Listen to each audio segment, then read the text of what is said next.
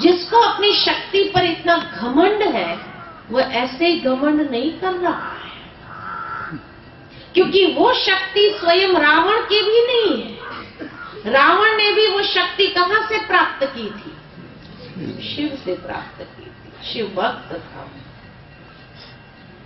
इसी तरह कुरुक्षेत्र के मैदान में चले जाओ, जहां आज भी स्थानेश्वर का मंदिर है, जहां दिखाते कि महाभारत के युद्ध के पहले स्वयं श्री कृष्ण ने भी जिसकी पूजा की, पांडवों से भी कराई, और उसके बाद हर हर महादेव करके युद्ध शुरू हुआ।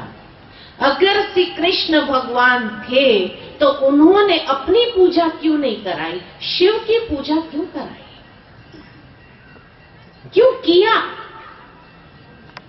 क्योंकि अधर्म पर विजय प्राप्त करानी थी, जो श्री कृष्ण अपनी शक्ति से नहीं करा सकते थे। इसी तरह जिन देवियों की हम पूजा करते हैं, ये देवियां कौन है?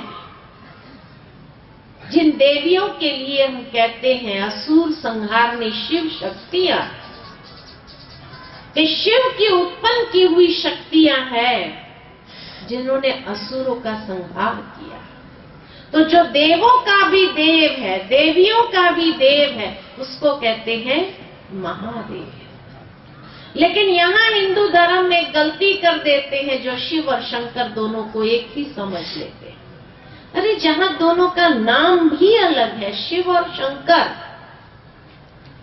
जहां दोनों का स्वरूप भी अलग है, एक है निराकार ज्योतिर्लिंगम, एक है आकारी देव पुरुष, जहां दोनों का कार्य भी अलग है, ऑक्यूपेशन ही अलग है। शिव को कहा भोलेनाथ, और शंकर के लिए कहते तीसरा नेत्र खुलता है तो महाविनाश होता है। ये कैसे हो सकता? नाम अलग है, आइडेंटिटी अलग है, ऑक्यूपेशन अलग है, फिर एक कैसे हो सकता? जब भी कोई मंत्र देता, ओम नमः शिवाय का मंत्र देता, कभी हम ओम नमः शंकराय कहते हैं? अगर एक है तो कहना चाहिए, क्यों नहीं कहते? हम शिवरात्रि सेलिब्रेट करते, कभी उसको शंकर रात्रि का क्यों नहीं कहते? अगर एक है तो कहना चाहिए।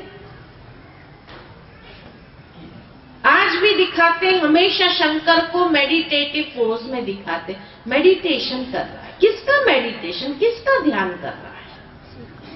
उनसे श्रेष्ठ कौन था जिसका ध्यान स्वयं शंकर भी करता था? जो भी कैलाश मानसरोवर होकर के आते हैं, वो यही कहते, कैलाश माना दुनिया का सबसे बड़े से बड़ा शिवलिंग, पूरा पर्वत ही शिवलिंग आकार का। वहां बैठकर शंकर ने भी किसका ध्यान किया? उसने भी शिव का ध्यान किया, कैलाश का ध्यान किया। आज भी जो लोग अमरनाथ की यात्रा पर जाते हैं, अगर उनसे पूछा जाए कि अमरनाथ का इतना महत्व क्यों है, तो यही कहते कि अमरनाथ पर शंकर ने पार्वती जी को अमरनाथ की अमर कथा सुनाई थी, जिसके साक्षी वो 2 कबूतर दिखाते। अब शंकर ने पार्वती जी को कौन से अमरनाथ की अमर कथा सुनाई? इसका मतलब अमरनाथ और शंकर एक है या अलग है? अलग है, स्पष्ट है। लेकिन एक कहानी याद आती है। एक बार एक भिखारी था, रोज राजा के 260 देवी देवताओं की मूर्तियां होती थी। हर एक के अपने अपने इष्ट होते थे, जिसको वो अल्लाह कहते थे। परंतु जब मोहम्मद पैगंबर साहब आए, तब उन्होंने कहा अल्लाह एक है, ये सब अल्लाह नहीं है।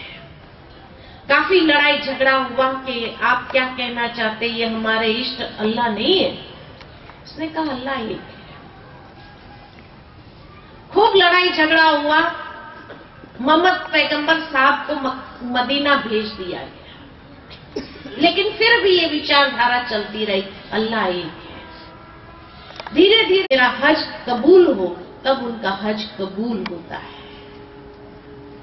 नूरे इलाही, इसलिए वो कहते अल्लाह नूर है। नूर का मतलब, नूर माना तेज, ज्योति माना तेज, प्रकाश।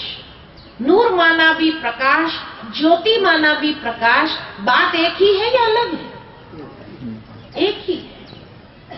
और आगे जाए क्रिश्चियन धर्म में तो कहा जाता है, यहूदी में जब मोसेस माउंटेन पर गए थे, जहां उन्हें 10 कमांडमेंट्स मिले थे 2 पत्थर पर, उस समय मोसेस ने कहा, एक प्रकाश को देखा, प्रकाश का साक्षात्कार हुआ, जिसने उसको वो 10 कमांडमेंट्स दिए, और उसको देखते ही मोसेस ने कहा, यहोवा। यहोवा का मतलब है द सुप्रीम लाइट। जीसस ने इसीलिए कभी अपने आप को गॉड नहीं कहा, उसने हमेशा यही कहा, God is light, I am the son of God. और इसीलिए उसको जब क्रॉस पर चढ़ाया गया, तब भी उसने अपनी अंतिम प्रार्थना में यही कहा, हे प्रभु आप इन्हें क्षमा कर देना, क्योंकि उन्हें पता नहीं वो क्या कर रहे हैं। आज भी अगर वेटिकन सिटी चले जाओ, जहां सबसे बड़ा चर्च है, उस चर्च के अंदर किसी व्यक्ति की प्रतिमा नहीं मिलेगी। वहां अखंड ज्योति स्वरूप निराकार परमात्मा का प्रतीक लाइट ही मिलेगा। क्राइस्ट की भी प्रतिमा नहीं मिलती है। गॉड इज लाइट, जिसको क्रिश्चियनों ने लाइट कहा, मुसलमानों ने नूर कहा, हिंदुओं ने ज्योति कहा। बात एक ही है या अलग है? एक ही है। तो लड़े किस बात पर? इस बात पर लड़ते हैं जब परमात्मा पिता एक ही है। और आगे जाए, गुरु नानक देव ने बड़े स्पष्ट शब्द में उसकी महिमा गाई है, एक ओंकार निराकार निर्वैर सतनाम अकाल मूरत अजूनी सत सच्चा पातशाह, है ना, वाहे गुरु जिसको कहा, एक ओंकार निराकार, जिसका कोई शारीरिक आकृति नहीं है, अजोनी, जो किसी योनियों में नहीं जाता है, वो परमेश्वर। इसीलिए दिखाते कि गुरु गोविंद सिंह जी ने भी किया। जैन धर्म के अंदर देखा जाता है 24 तीर्थंकर है, और ये 24 के 24 तीर्थंकर ध्यान मुद्रा में है। किसका ध्यान करें? आज भी जैनी लोग दिवाली के दिन जब महावीर स्वामी का निर्वाण दिन मनाते, उस वक्त अपनी प्रार्थना में यही कहते हैं कि आपने जो शिव धाम को प्राप्त किया, वो गति हमें भी प्राप्त हो। ये शिव धाम कौन सा है? शिव कौन है? जिसको उन्होंने कहा सिद्ध शिलापति, यानी जो सर्वश्रेष्ठ है। और उस श्रेष्ठ गति को प्राप्त करने के लिए 3 बातें बताते हैं, ज्ञान, दर्शन, चरित्र। सर्वश्रेष्ठ परमात्मा कौन? निराकार स्वरूप ही दिखाया उन्होंने भी, और उसी का ध्यान महावीर स्वामी ने भी किया। महावीर स्वामी ने कभी अपने आप को भगवान नहीं कहा, ना ये 24 तीर्थंकरों ने कहा कि हम भगवान हैं। सभी को ध्यान मुद्रा में दिखाया कि निराकार का ही ध्यान किया। मुद्रा में दिखाया गया है, किसका ध्यान कर रहे हैं? आज भी जापान चले जाओ, 3 फुट की ऊंचाई पर और 3 फुट दूर बैठ के थाली के अंदर लाल पत्थर रखा जाता है, बिल्कुल शिवलिंग आकार का होता है, जिसको कहा जाता है चिंकुन सेकी। चिंकुन सेकी माना जो शांति का दाता है। इसलिए कहते उसके सामने बैठ के मेडिटेशन करते तो माइंड रिलैक्स हो जाता है। और आगे जाए, पारसी धर्म के अंदर कहा जाता है, ईरान से जब पारसी लोग भारत में आए तो जलती हुई एक जोत को लेकर के आए, और आज भी उनके मंदिर का नाम ही है फायर टेम्पल, जहां अखंड ज्योत निरंतर जलती रहती है। तो सर्वधर्म मान्य पहली कसौटी, सभी धर्म में जो स्वीकार किया गया है वो कौन है? एक ही तो है, जिसको किसी ने ज्योति कहा, किसी ने नूर कहा, किसी ने लाइट कहा, किसी ने सिद्ध शिलापति कहा, किसी ने चिंकुन सिकी कहा, किसी ने अखंड ज्योत कहा, किसी ने गॉड कहा, अल्लाह कहा, ईश्वर कहा, प्रभु कहा, मालिक कहा। है तो वो एक ही। इसको जिसको वाहे गुरु कहा, जो सर्व का सदगुरु है, तो सभी धर्म मान्य एक ही है। वही सर्वोच्च शक्ति है जिसके तरफ सभी ने अपनी अंगुली का इशारा किया। इसलिए शिव के साथ शब्द जुड़ता है शिव शंभु। शंभु का ओरिजिनल शब्द है स्वयंभू, जो स्वयं उत्पन्न हुआ है, जिसको उत्पन्न करने वाला कोई नहीं। वही सभी चक्र से परे, न जन्म है न मृत्यु है, न देह है न देह के संबंध है, न कर्म है न कर्म का फल है, न पाप है न पुण्य है, न सुख है न दुख है, जो सभी चक्र से ऊपर है, जिसके लिए भगवान वाच है अजन्मा। काल मुझे नहीं खा सकता है, मैं अकाल मूर्त, अकर्ता हूं, अभोक्ता हूं। तभी तो कहा जाता कि अर्जुन को भी संशय पड़ा कि हे प्रभु, आपने तो जन्म लिया, कर्ता पुरुष हो, फिर कैसे ये शब्द कह सकते हैं? सत्यम कहा। उस तीन लकीर के बीच में एक आंख होती है, अर्थात मनुष्य आत्मा को भी ज्ञान के दिव्य चक्षु प्रदान करने वाला है, जिससे मनुष्य भी कल्याण का दर्शन कर सके।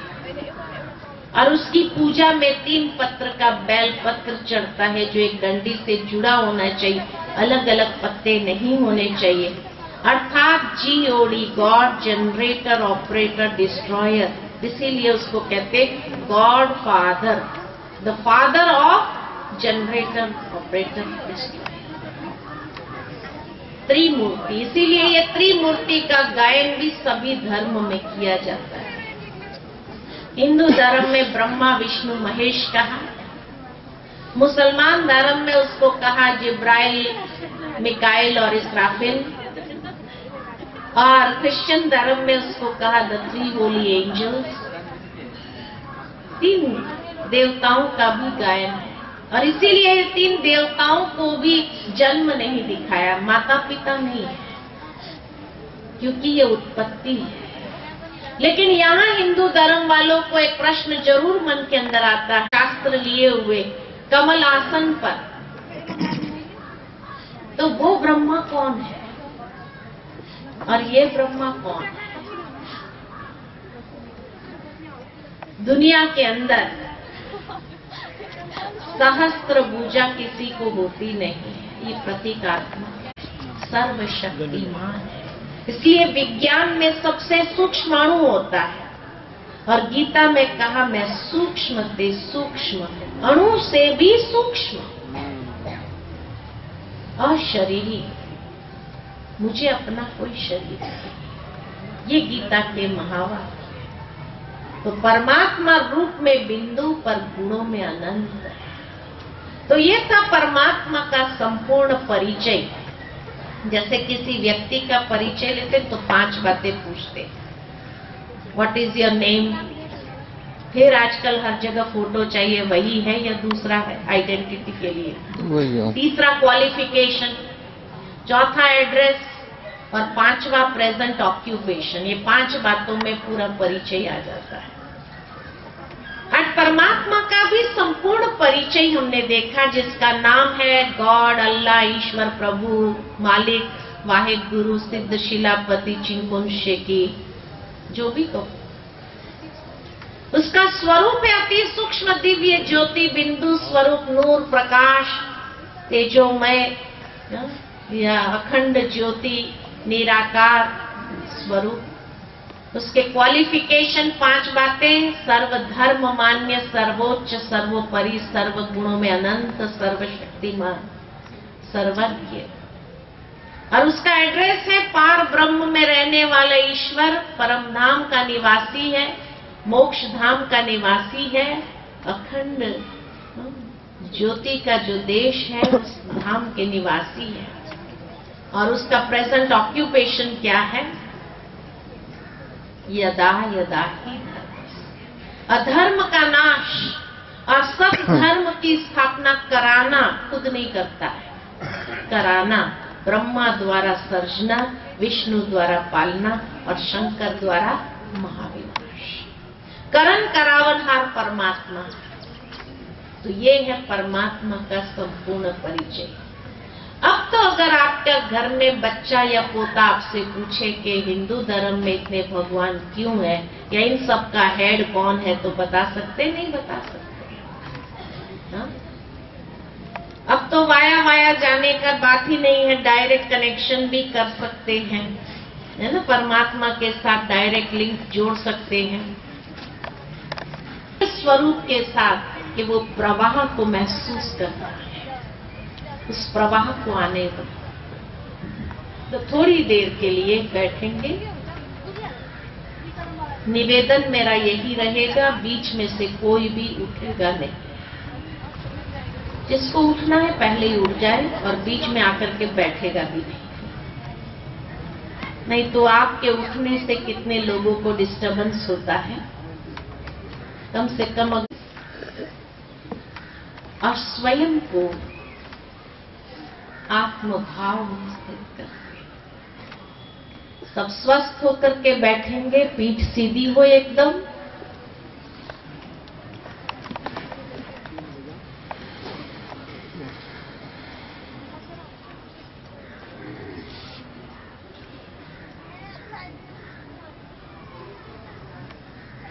सब तरफ से मन को समेटते हुए स्वयं को आत्मभाव में स्थित करते हैं। आत्मा का स्वरूप ज्योति स्वरूप है, चैतन्य ज्योति पुंज।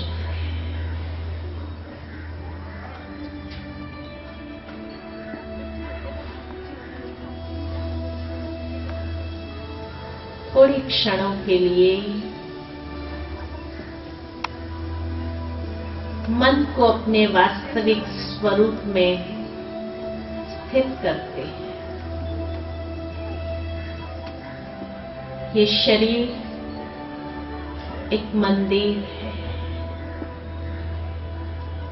इस मंदिर में विराजमान मैं एक चैतन्य शक्ति, अजर अमर अविनाशी शक्ति, अपने असली स्वरूप में शुद्ध और पवित्र।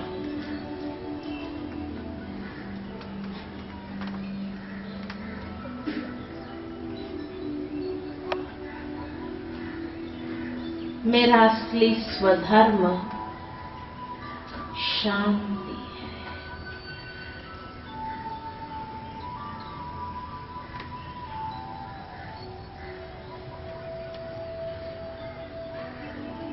धीरे धीरे मन को ले चलते हैं एक यात्रा पर,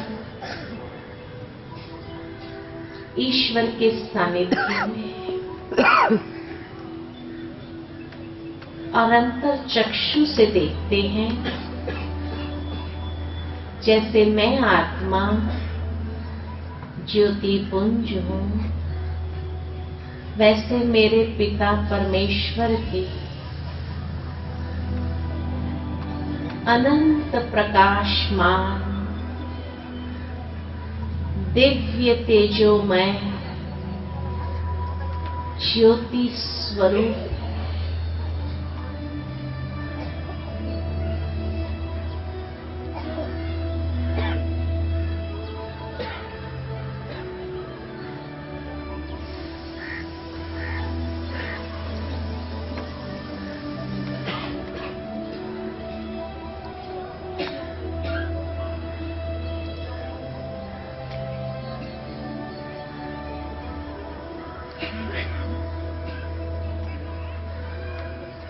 कितना दिव्य स्वरूप है। उस दिव्य स्वरूप में मैं अपने मन को एकाग्र करती हूँ और सर्वशक्तिमान की शक्तियों के प्रवाह को स्वयं में समाती जा रही है।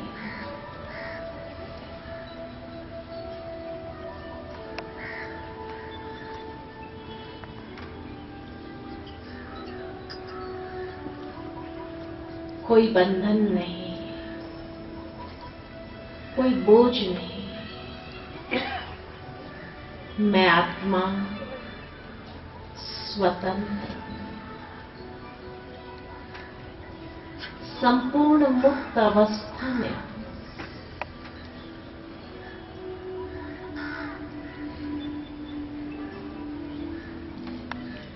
परमात्मा शक्ति से स्वयं को सशक्त कर रही है। धीरे धीरे मेरे मन की बैटरी चार्ज होती जा रही है।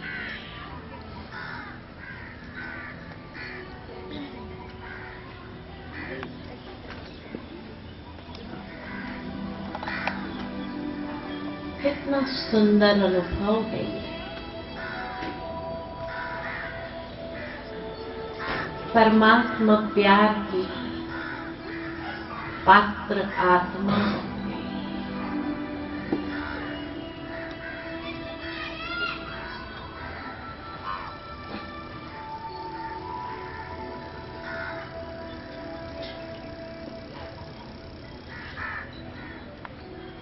धीरे धीरे मैं अपने मन को वापस इस पंच तत्व की दुनिया की ओर, शरीर में प्रकृति की मध्य में स्थित करती है।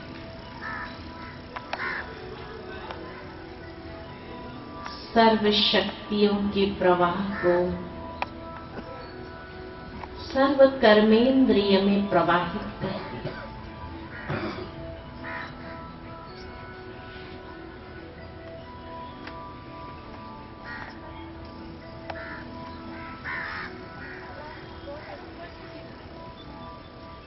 और सारे दिन में, हर संबंध में, कर्म में, व्यवहार में शक्ति को प्रवाहित करना है। सही स्वरूप से कर्मयोगी बनना है। ओम शांति शांति शांति।